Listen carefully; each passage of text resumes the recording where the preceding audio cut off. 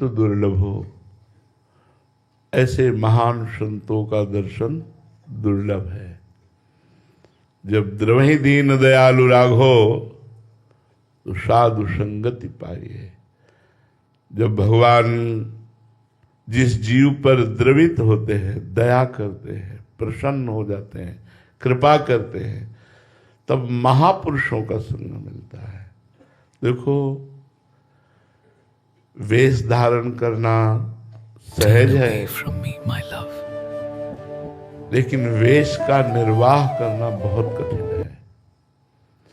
संत वेश धारण होना सहज है, पर साधुता आना बहुत कठिन है।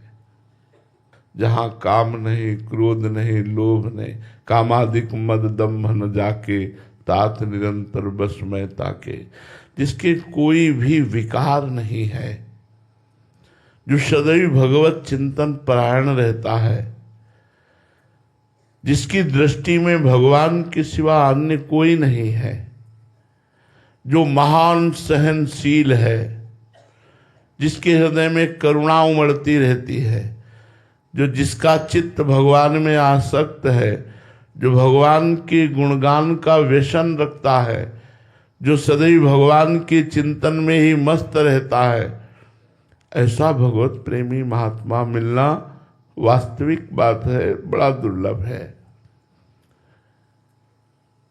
संत वेश में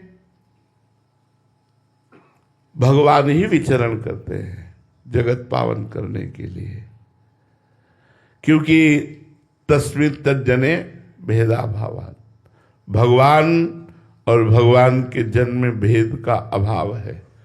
ब्रह्मविद ब्रह्मैव भवति, जो ब्रह्म को जान लेता है वो ब्रह्म स्वरूप ही हो जाता है। तो जितने महात्मा हैं ये सब ब्रह्म स्वरूप हैं। अब इनका जो दर्शन का फल है, तो सहज फल दर्शन का है कि पाप का नाश होता है केवल दर्शन मात्र से। संत दरस जिम पातक टरई, सहज फल है। अब अगर आपने उनके चरणों में श्रद्धा प्रकट कर ली और साष्टांग प्रणाम करके, अभिमान छोड़ करके, तर्क वितर्क छोड़ करके, विनयावनत हो करके उनके चरणों में बैठ गए और उनके मुख की ओर ताकने लगे, जैसे पपीहा आकाश की तरफ देखता है कब स्वाति बूंद टपके और मैं पीऊं, ऐसे कब ये महापुरुष बोले और मेरी श्रवणेन्द्री इनके वचनामृत का पान करे। अब उसका फल अलग है। दर्शन के फल मात्र का वर्णन पाप नष्ट हो जाना। संत का जब आदेश और उपदेश प्रारंभ होता है, तब चाहे जितना कोई नीच प्रवृत्ति का जीव हो, उसका परिवर्तन पक्का होगा, पक्का होगा, पक्का होगा। ये संत की पहचान है। उनका उपदेश व्यर्थ नहीं जाएगा और उसका परिवर्तन होकर के, उसके दोषों का नाश होकर के उसमें साधुता आ जाएगी, उसमें भगवत प्रियता आ जाएगी। संत दर्शन का फल है जिसने संत दर्शन किया, संत संभाषण किया, संतों के पास बैठ करके उनके वचन उपदेश, आज्ञा उपदेश सुने, वो उसमें स्वयं में साधुता आ गई। अब इसी में आपके दो प्रश्न थे। क्या संत दर्शन से प्रारब्ध बदल सकता है? तो नहीं। अवश्य में भोक्तव्यम कृतम कर्म शुभाशुभम, शुभ और अशुभ कर्म का जो फल प्रारब्ध है वो बदल नहीं सकता। हां, संत यदि चाहे तो वो बदल सकते हैं, पर वो चाह ही क्यों करेंगे भगवान के विधान के विरुद्ध? भगवान के विधान के विरुद्ध क्यों चाह करेंगे? पर अगर आप अधिक विनय कर दिए और वो द्रवित हो गए और वो चाह कर ले तो बदल सकते हैं। फिर आपके प्रारब्ध को वो बदलने की पूरी चेष्टा कर सकते हो। प्रारब्ध बदल भी सकता है, क्योंकि प्रारब्ध कोई बहुत बड़ा देवता नहीं है, पूर्व के किए हुए कर्मों का फल है। और संत वर्तमान में की हुई तपस्या के द्वारा उसको नष्ट कर सकता है।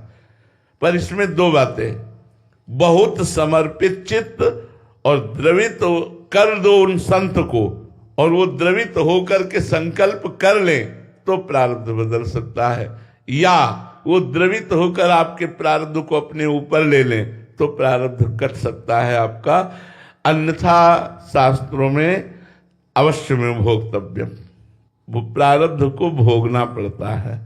तो हमें लगता है संतों से प्रार्थना करनी चाहिए कि हमारा चित्त परिवर्तन हो जाए, हमारी दुर्गुण दुर्वासना का नाश हो करके भगवत चरणारविंद में प्रीति हो, ऐसी कृपा कीजिए। ऐसा संतों के संग का लाभ लेना चाहिए। संतों से लौकिक वस्तु या बुरे प्रारब्ध को मिटवा देना ये कोई लाभ की बात नहीं हुई। अगर प्रारब्ध दृढ़ है और संत बदलना चाहे तो प्रारब्ध कमाल दिखा देता है। श्रीमद् भागवत के महात्म्य में जो आत्मदेव ब्राह्मण का प्रसंग वर्णन किया जाता है, तो वो पुत्र की प्राप्ति के लिए बहुत से पवित्र साधन भी किए, लेकिन उनको पुत्र प्राप्त नहीं हुआ। अंततोगत्वा वो निराश होकर के आत्महत्या करने के लिए जंगल में गए थे। उन्होंने संत से कहा भी कि अगर आप अभी नहीं तो हम अभी आपके सामने प्राण त्याग देंगे, मैं आया ही हूं प्राण त्यागने। वहां दैवी योग से भगवान की कृपा से उन्हें संत मिल गए, प्रणाम किया। संत ने कहा आप उदास क्यों दिखाई दे रहे? बोले हमारे संतान नहीं है, सब कुछ है, सुंदर पत्नी है, वैभव है, सब है, संतान नहीं है। संतान ना होने के कारण मैंने बहुत से उपाय किए संतान प्राप्ति के, अब मैं निराश होकर के यहाँ क्या करने आया हूं। ऐसा जीवन किस काम का? घर में जाता हूं सब सुना सुना नजर आता है।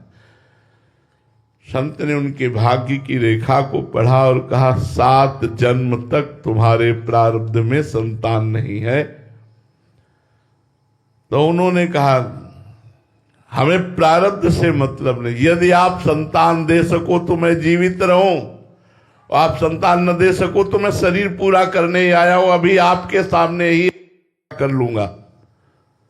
संत ने कहा ये तो बहुत विचित्र बात हो गई। तो लो फिर अपने तपोबल से एक फल प्रदान किया और कहा यदि आपकी पत्नी ये फल पा लेंगी तो बड़ा सुशील सद्गुण संपन्न भगवान का प्रिय भक्त प्रकट होगा। बड़े प्रसन्न हुए। देखो प्रारब्ध का खेल। फल लेकर के आए और अपनी पत्नी धुंधुली से कहा कि ये फल आप पा लीजिए, संत भगवान ने प्रदान किया, इससे पुत्र अवश्य होगा। वो थोड़ा विपरीत चिंतन करने वाली थी। उन्होंने सोचा अभी मैं जितना खाती हूं उतना नहीं खा पाऊंगी क्योंकि पेट बढ़ जाएगा, फिर चलना फिरना मुश्किल होगा, और विविध प्रकार की विपरीत भावनाएं वो करके फल को रख दिया। इतने में उनकी बहन आ गई और बहन भी उनसे कम नहीं थी विपरीत भावना सोचने में। उन्होंने दोनों ने सलाह किया और कहा परीक्षा के लिए ये फल गाय को पवा देते हैं। देखो प्रारब्ध ने कैसा मारा झटका कि सिद्ध महापुरुष के द्वारा दिए हुए फल को गाय को खवा दिया। और बहन ने कहा मैं गर्भवती हूं, आप गर्भवती का नाटक कीजिए, जब हमारे संतान होगी मैं आपको पहुंचा दूंगी, आप अपने पति से हमें धन दिला दीजिएगा, बात बन जाएगी।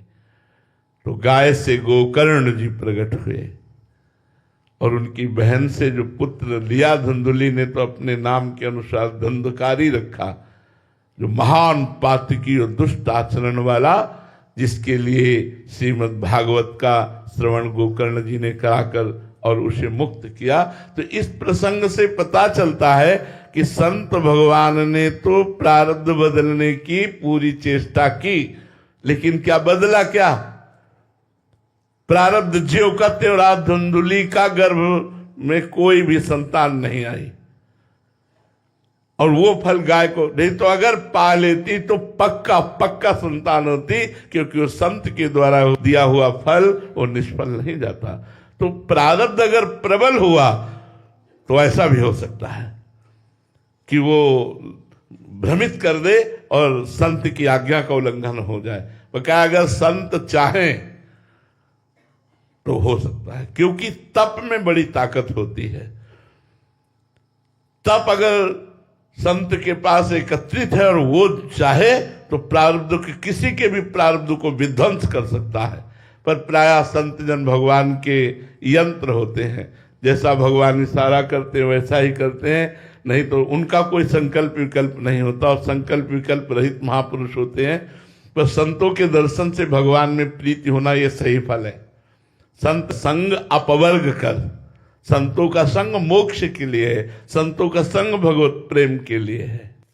महाराज जी इसमें एक वो था महाराज जी, जैसे आपने हम सबको हजारों जीवों को भगवत मार्ग पे लगा दिया महाराज जी। हमारे प्रारब्ध में तो ना ही वृंदावन था ही ना ही भजन था और शायद अनंत कोटि दुख लिखे होते, बट आज जीवन की एक धारा परिवर्तित करके प्रारब्ध तो एक साइड रह गया महाराज जी। जो सुख दुख जो है वो तो है, बट एक उसको सहने का उसको एक हाँ ये ऐसा प्रश्न है आपका कि हर उत्तर को काट दिया, हर उत्तर को। वो लौकिक प्रसंग था, ये पारमार्थिक प्रसंग है। आप लोगों ने अपना जीवन समर्पित कर दिया, गुरु को तन मन प्राण समर्पित कर दिए। अब प्रारब्ध की ताकत नहीं कि वो अपने अनुसार आपकी दुर्गति कर सके, वो अपने अनुसार आपकी दुर्गति कर सके। अब इतनी सुने प्रपन्न जे भय, ये सिद्धांत दूसरा लागू हो गया, ये परमार्थिक सिद्धांत लागू। सुने प्रपन्न जेव है, अभद्र सर्व के गए, मिले तिन्हें प्रसन्न होए, न जाति भेद मानिए, सुभाग लाग पाई हो, प्रशंस कंठ लाई हो, सिरारे नयन देख के अभेद बुद्धि आनिए। जो ये वो आप बना के छोड़ा, जो ये वही आपको बना के छोड़ा। क्यों? सुने प्रपन्न जेव है, जिन्होंने सुना और सुनकर शरणागत हो गए पूर्ण मन वचन कर्म से। अब ये वृंदावन प्रारब्ध से नहीं मिला, कृपा से मिला। ये वेश प्रारब्ध से नहीं मिला, कृपा से मिला। ये नाम ये मंत्र प्रारब्ध से नहीं मिला, कृपा से मिला। लाडली जू भी कृपा से मिल जाएंगे, इसमें कोई संशय नहीं है। इसमें प्रारब्ध का नहीं, यहां प्रारब्ध की धज्जियां उड़ा दी गई, क्योंकि ये सिद्धांत दूसरा। कटे कर्म बंधन संसारी, सुख सागर पूरी तति भारी, विधि निषेध श्रृंखला छुड़ावे, निज आलय बन आन बसावे, आलय बन बसत संग पारस के, आयस कनक समान भयम, मांगो मन मनसी दास अपनी कर, पूरन काम सदा हृदय। कृपा की, समस्त संसारिक कर्म बंधनों को विध्वंस कर दिया और खींच लिया और अपने समीप बुलाया। और समीप बुला करके जैसे पारस के स्पर्श से जंगहा लोहा भी स्वर्ण जैसा चमकने लगता है, स्वर्ण हो जाता है। आलय बन बसत संग पारस के, आयस कनक समान भयम, वृंदावन वास प्राप्त हो गया। और रसिकों के संग से, वो तो पारस तो स्वर्ण करता है, रसिक जन तो रसिक बना देते हैं। ये सिद्धांत अलग हो गया। जो शरणागति का सिद्धांत है ये अलग हो गया। और सार्वजनिक सिद्धांत की जो अभी चर्चा की उसमें प्रारब्ध बहुत जोर का होता है, लेकिन शरणागति के बाद प्रारब्ध की धज्जियां उड़ जाती है, क्योंकि अब भगवान उसको देखते हैं। भगवान की शरण में हो गया, अब भगवान। कटे कर्म बंधन संसारी, सुख सागर पूरी तति भारी, विधि निषेध श्रृंखला छुड़ावे। भगवान स्वयं गीता जी में कह रहे हैं, अब चेत सुदुराचारो भजते माम अनन्य भाग, साधुरेव समंतव्या सम्यक व्यवसिता ऐसा। चाहे जितना बड़ा दुराचारी रहा हो, अगर वो सम्यक भाव से, अनन्य भाव से, संपूर्ण भाव से मेरी शरण ले लेता है तो मैं आदेश करता हूं उसे साधु मानो। भगवान कहते हैं उसे मंतव्य मानो। है नहीं, अभी है नहीं, क्योंकि अभी सांगो पांग दुराचार करता रहा है। मैं कहता हूं कि उसे साधु मानो। भगवान आदेश करते, अपिचे सुदुराचारो भजते माम अनन्य भाग, साधुरेव समंतव्य।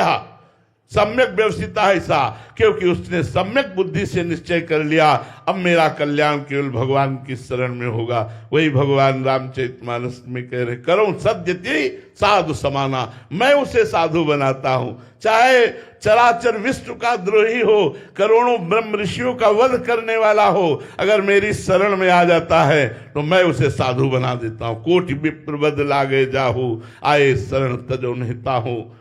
जो नर होए चराचर द्रोही, आवे सभे शरण तक मोही, तज छल कपट मोह मद माना, करो सद्यते साधु समाना। भगवान कहते हैं जी यहाँ साधु का क्या वेश से मतलब है या आंतरिक स्थिति से? वैसे बात तो आंतरिक स्थिति की है, अगर वेश में आंतरिक स्थिति है तो क्या कह रहा है, सतरति सतरत सा लोकांतरयति, अगर वेश है और आंतरिक स्थिति नहीं है तो फिर बात ठीक नहीं है।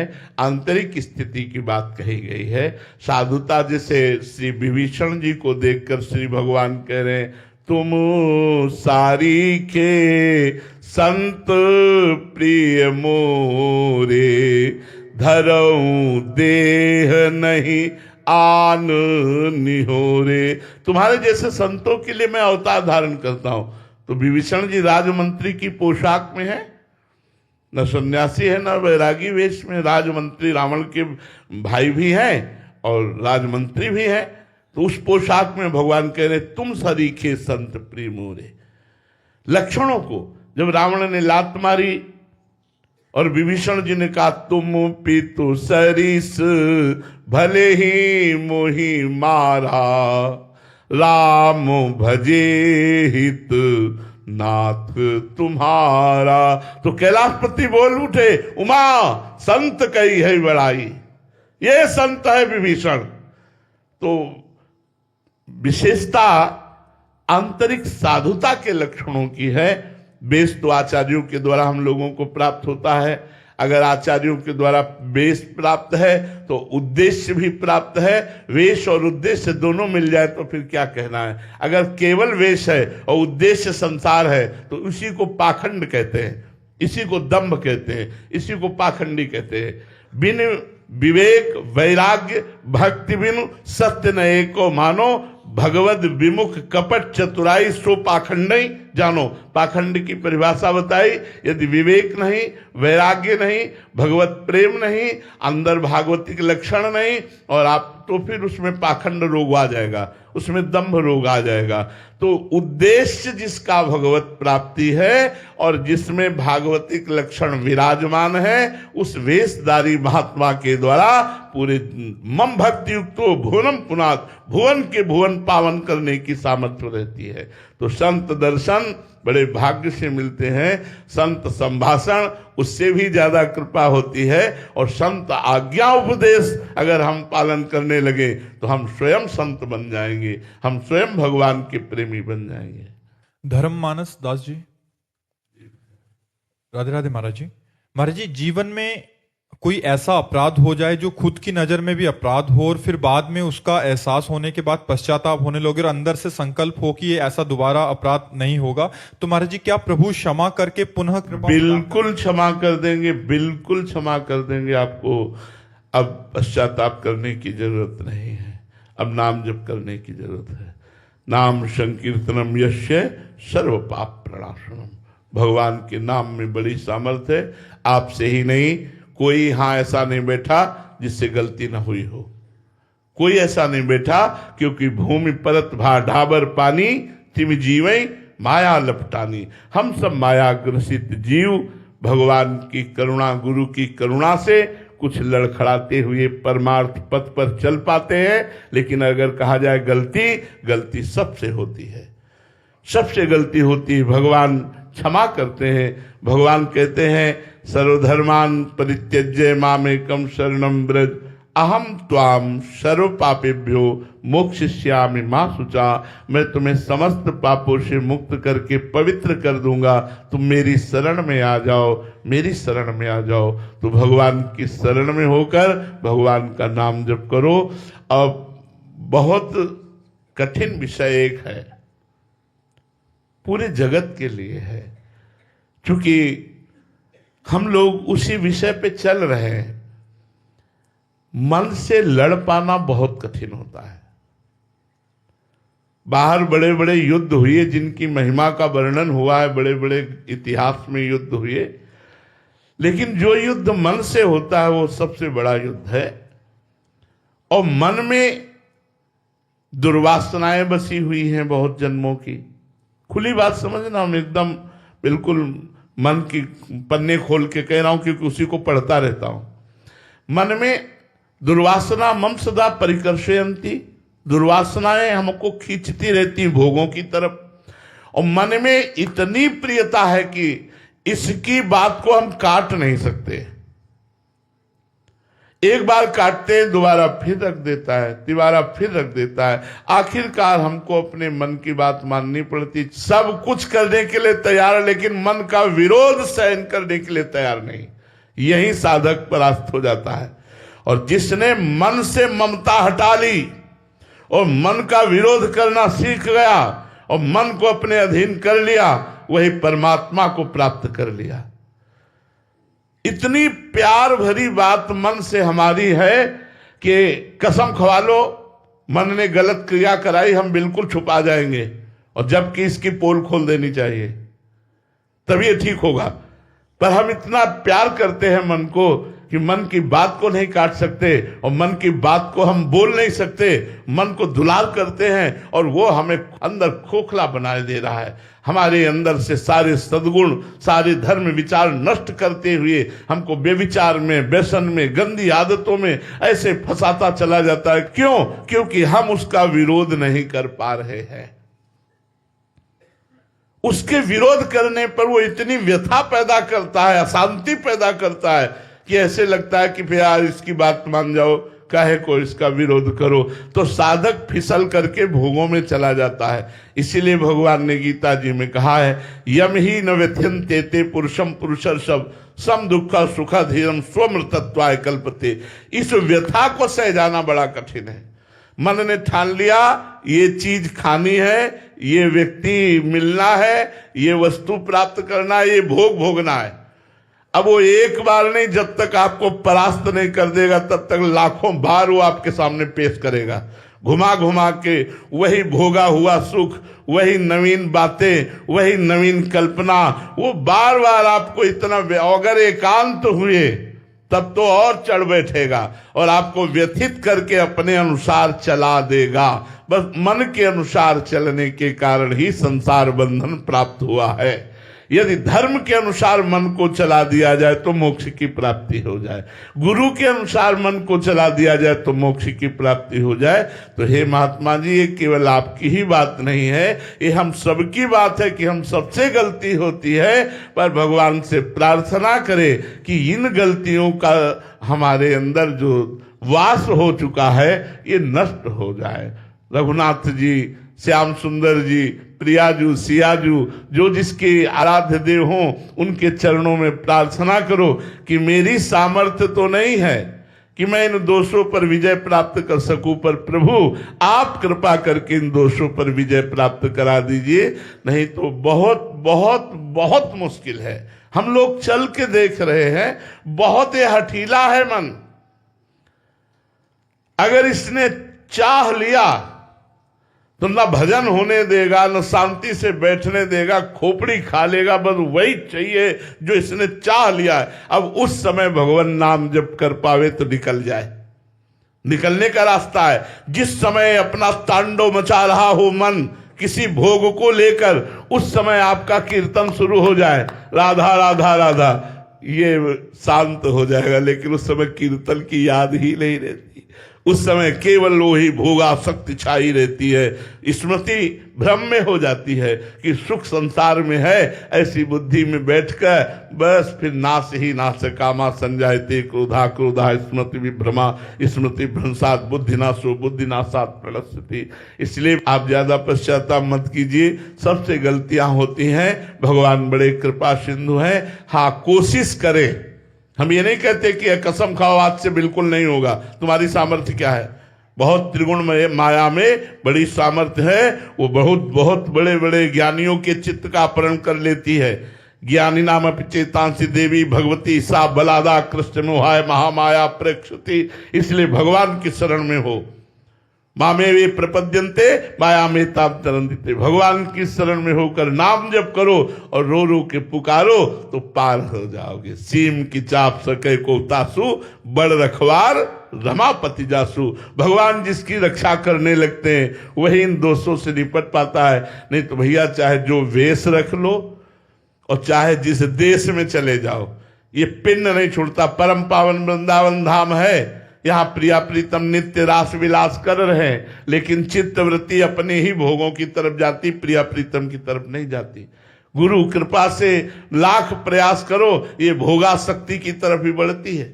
रुपया पैसा संसार चमक धमक मान प्रतिष्ठा शरीर भोग, यही इसके लक्ष्य रहते हैं। प्रिया प्रीतम की रूप माधुरी, उनकी कथा में, उनकी लीला में, उनकी रूप माधुरी में डूबकर रोना, इसके लिए राजी नहीं। बातें भले कह दे लेकिन राजी है भोगों की तरफ। इसलिए खूब नाम जप करो। नाम जप से बुद्धि का परिवर्तन हो जाएगा। जितना नाम जप करोगे उतनी सुबुद्धि जागृत होगी, और सुबुद्धि भगवान में लगती है और दुर्बुद्धि भोगों में लगती है। विजया जी, महाराज जी, सब तज हरि भज, ये स्थिति जीवन में स्वतः आती है या साधक को भजन भजन भजन नाम जप से आती है, ये बातों से नहीं आती। सब तज हरि भज बहुत बड़ी स्थिति है, छोटी मोटी स्थिति नहीं है। जब हृदय में केवल भजन की लालसा लग जाए तो जीवन कृत्य कृत्य हो जाए। खूब भजन करो, साधु संग करो, शास्त्रों का स्वाध्याय करो, पवित्र भोजन करो, किसी की निंदा मत करो, कोई गलत दृश्य मत देखो, कोई गलत बात मत सुनो, बहुत सावधानी से चलो, तब जाकर के मन धीरे धीरे नाम में लगता है। जब पाप का नाश होता है और नाम में रुचि पैदा हो जाती है, तब सब तज हरिभज स्थिति आती है। सब तज में अभी छोटी मोटी बात नहीं है, अभी तो मर्त लोग के भोग ही गिरा देंगे। फिर जब आगे बढ़ोगे तो स्वर्ग के भोग आते हैं, फिर आगे बढ़ो तब ब्रह्मलोक तक के भोग उसके सामने पेश किए जाते हैं, जिसे भगवत साक्षात्कार करने की लगन लग जाती है। जब ब्रह्मादिक के भोग सब विषम लागत ताहि, नारायण ब्रज चंद की लगन लगी है जाए। जो यहाँ से लेकर ब्रह्मलोक तक के भोगों का त्यागी, वो आत्मबोध प्राप्त करने वाला महापुरुष, वो भगवत साक्षात्कार करने वाला महापुरुष होता है। अभी तो हम मर्त लोक के भोगों में फिसल जाएंगे। इसीलिए बहुत सावधान होकर यदि नाम जप किया जाए, निरंतर नाम जप करने का अभ्यास किया जाए, पवित्र भोजन किया जाए, किसी की निंदा न की जाए, किसी की निंदा न सुनी जाए, हर समय भगवान में, तो भगवान बुद्धि में आकर बैठ जाते हैं। तेसाम सतत युक्ता नाम भजताम प्रीति पूर्वकम ददामि बुद्धि योगम तम। इन भगवान कह रहे हमारी और बुद्धि की एकता हो जाती, योग हो जाता है। मैं बुद्धि का योग करा देता हूं, अर्थात बुद्धि भगवदाकार हो जाती है। ददामि बुद्धि योगम, भगवान बुद्धि योग प्रदान कर देते हैं। इसलिए तेसाम सतत युक्ता नाम भजताम प्रीति पूर्वकम, प्रेम पूर्वक भगवान का निरंतर भजन, भगवान की कथाएं सुनो, भक्तों के चरित्र सुनो, भक्तों का संग करो, समाज की सेवा करो निष्काम भाव से, तो बहुत जल्दी प्रेम लक्षणा भक्ति का प्रादुर्भाव हो जाए, ये सारे विकार शांत हो जाते हैं। साक्षी जी महाराष्ट्र से, राधे राधे महाराज जी। महाराज जी, मेरा स्वभाव थोड़ा जलन वाला है। मैं 2 दिन से वृंदावन धाम हूँ। यहाँ का भक्तिमय वातावरण और सभी भक्तों की सेवा भक्ति देखकर मेरे मन में कभी कभी ईर्ष्या की भावना आ जाती है कि ये लोग प्रभु की इतनी सेवा करते हैं, मैं उनसे बहुत कम करती हूँ। महाराज जी, तो इसमें रोना ना चाहिए कि ईर्ष्या ना चाहिए। जब हम किसी को अधिक भजन करते देखें, सतमार्ग में चले, तो मुझे रोना आना चाहिए कि प्रभु मुझ अधम पर कब कृपा होगी। इन सब पर कृपा हो गई, नाथ मैं तो बहुत नीच हूं, मेरे पर कृपा कब होगी। और उनकी चरण रज लेकर माथे पर लगानी चाहिए, उनको प्रणाम करना चाहिए, उनके प्रति भाव रखना चाहिए। ईर्ष्या रखना तो मुझे अच्छा नहीं लगता। ईर्ष्या रखने का तो कोई मतलब हमें औचित्य नहीं है, क्योंकि ये तो कृपा से, कृपा धाम है वृंदावन। यहाँ एक से एक सुभट भजनानंदी, एक से एक महान विद्वान, एक से एक भगवत प्रेमी महात्मा है। तो जैसे गन्ने के खेत में एक से एक गन्ना, ऐसे ये भगवत प्रेमियों का खेत है वृंदावन। या तो ईर्ष्या थोड़ी करनी है। यहाँ आकर नमन भक्ति के द्वारा हमको प्रणाम करके रज में लौट करके वृंदावन धाम से, वृंदावन के रसिकों से प्रार्थना करने की यत् किंचित हम में भक्ति आ जाए। ईर्ष्या का तो हमें कोई स्थान दिखाई ही नहीं देता है। ईर्ष्या तो करनी ही नहीं चाहिए, तो बिल्कुल ठीक नहीं है। ईर्ष्या तो आपको जलाएगी, और जलाएगी तब आप निंदा करने लगोगी, तब आप दोष दर्शन करने लगोगी, फिर आपका पतन हो जाएगा। राधे राधे महाराज जी। महाराज जी, जैसे आप मन की अभी बात कर रहे थे, आपका भी प्रश्न हुई है कि बचपन से ही महाराज जी बहुत गलत क्रियाएं हुई। महाराज जी कई बार मंदिरों में शपथ ली, पशुपतिनाथ गया, महाकुंभ गया, काशी अयोध्या में शपथें ली जाके, पर फिर भी गिर जाता हूँ महाराज जी। ऐसे में महाराज जी बहुत प्रायश्चित अंदर से भावना होती है, और अगर आप एक बार छोड़ने का आदेश दे दें तो मैं छोड़ दूंगा। भैया हम तो बैठे इसीलिए कहने से, लेकिन हमारी बात भी आप काट दोगे। मन की बात रखोगे आप, हमारी बात काट दोगे। पक्की बात हम पहले कह रहे हैं, मन की बात रखोगे आप, हमारी बात काट दोगे। आप महीना 2 महीना हमारी बात याद रखोगे, फिर वो मन चढ़ बैठेगा। अगर हमारी बात को आपको पूर्ण करना है तो नाम जप करना होगा। अध्यात्म बल जब तक आपके अंदर जागृत नहीं होगा, तब तक इस माया के बलवान शत्रुओं पर विजय प्राप्त नहीं की जा सकती। अध्यात्म बल नाम जप से बहुत जल्दी जागृत होता है। कलयुग में प्रधान साधन नाम ही है, और सहायक साधन है। प्रधान साधन नाम है। कृतयुगे ध्यायते विष्णु त्रेतायाम निर्जितै मखै द्वापरे परिचर्यायाम कलौ तद्धरि कीर्तनात्। इसलिए खूब नाम जप करो, नाम कीर्तन करो, इससे अध्यात्म बल बढ़ाओ और इन विकारों पर विजय प्राप्त करने की चेष्टा करो। बिना भजन के कुछ नहीं हो सकता। ये बातों से काम क्रोध पर विजय प्राप्त नहीं की जा सकती। भजन वारि मथे घृत होए बरु, सिकता ते बरु तेल, बिनु हरि भजन न भवतरी, या सिद्धांत पेल। इसीलिए सनक सनंदन आदि भी हरिशरणम हरिशरणम हरिशरणम रटते रहते हैं। सब लोग नाम जप करो। अगर धन चाहोगे तो धन मिल जाएगा, कामनाओं की पूर्ति चाहोगे तो कामनाओं की पूर्ति हो जाएगी, और भगवान को चाहोगे तो भगवान मिल जाएंगे। खूब नाम जप करो, नाम में प्रीति करो। पर जी इस युद्ध में पूर्णता विजय प्राप्त कब होती है? जब भगवान गले लगा लेते हैं। हार गए यार, हार गए, समझा समझा के हार गए। बचपन से अभी तक हार गए, इसको समझा समझा के। जहां 1 सेकंड के लिए छूट पाई, फौरन संसार में भागो। इसलिए हौ हारे कर जतन विविध विधि, अतिशय प्रबल अजय, तुलसीदास बस होई तबई, जब प्रभु प्रेरक बरजय। भगवान बचावे, नहीं तो साधन करते करते जुग बीत जाए तो भी इस पर विजय प्राप्त नहीं की जा सकती। अपने लोग तो 100 वर्ष की आयु रखने वाले हैं। गोस्वामी तुलसीदास जी कहते हैं, मेरे बनाए ना बनेगी कोटि कल्प लो, आपके बनाए बनेगी पल पाव में। पर जी भागवतिक दैन्यता है या उनके हृदय में ऐसा अनुभव हो रहा है? भैया हमको जैसा अनुभव हो रहा है, हम अपनी बात बता रहे हैं। हम आपसे कह रहे हैं कि हम तो ऐसे हैं। तो गोस्वामी तुलसीदास जी महाराज जी भी ऐसे ही कह रहे हैं। तो अब हम तो ऐसे हैं, अब अपनी बात कह रहे हैं। गोस्वामी जी तो महापुरुष है, वो तो दैन्यता की बात कह रहे हैं। अब जैसे सूरदास जी कह रहे मौसम कौन कुटिल खल कामी, और सामने बैठकर ठाकुर जी सुनते हैं उनके पद, तो वो तो महापुरुष जन है। हम अपनी बात कहते हैं, ऐसे हैं हम। तो काफी सारे प्रश्न तो ऐसे आते हैं, संसार में है, सब कुछ हो रहा है, कह रहे हैं हमारा सब कुछ ठीक हो गया। और कई लोग उससे जैसे पूछो कि आपका भजन चल रहा है, वो कहते 24 घंटे चल रहा है। तो हमें बड़ा कि हम बाबा जी होकर के बचपन से प्रयास कर रहे हो, अभी तक हम एक स्वर में नहीं बोल सकते कि हम 24 घंटे भजन करते। प्रयास कर रहे हैं, प्रयास जारी है, लेकिन हम पक्का फाइनल नहीं बोल सकते कि 24 घंटे भजन में हो जाते हैं। कहीं न कहीं ये मन भाग जाता है, फिर उसे पकड़ के लाते हैं। लेकिन जो संसार में लगे हो कहते हैं हम 24 घंटे भजन करते हैं, वो झूठे हैं। सच्चाई से पूछो तो आपको हृदय की बात बतावे, जितना अधिक भजन होता है उतने हृदय में भजन की भूख बढ़ती है, और लगता है अभी वो भजन हो ही नहीं पा रहा जो होना चाहिए। भजनानंदी से पूछो तो वो कह ही नहीं पाएगा कि हमसे भजन होता है, वो यही कहेगा कृपा करो भजन बन जाए। क्योंकि भजन की इतनी भूख बढ़ जाती है कि भजन से तृप्ति ही नहीं होती है। और जिनको भोगों में मन राजी है, माला 2-4 माला ऐसे घुमा, उनको राजीपना रहता, उनको लगता है हो तो रहा है भजन, 24 घंटे हो रहा है। सच्चाई से भजन करने पर आप देखो कि आप 24 घंटे क्या भजन कर पा रहे हैं। आप देखो ना, पहले 24 घंटे भजन, सोवत हु रसना रटे राधा कृष्ण सुनाम। ये तो सिद्ध महापुरुषों की बात है, ये सिद्ध महापुरुषों। आप ये बिल्कुल सबके मन है, आप देख लो यार, आप देख लो, ये इतना गंदा है, इतना नीच है कि भगवान का नाम चल रहा है, भगवान की कथा सुन रहे हो, संकल्प गंदा बना रहा है। ये रचना एक गंदगी की कर रहा है और हम नाम जप कर रहे हैं। आप सब लोग देख लो, अगर हमारी बात आपको समझ में आ रही हो। एक गंदी बात की रचना कर रहा है, एक गंदी बात सोच रहा है, बहुत मलिन है। बस शास्त्रों ने इसी को कहा है, भगवान का चिंतन करने वाला मन मोक्ष स्वरूप।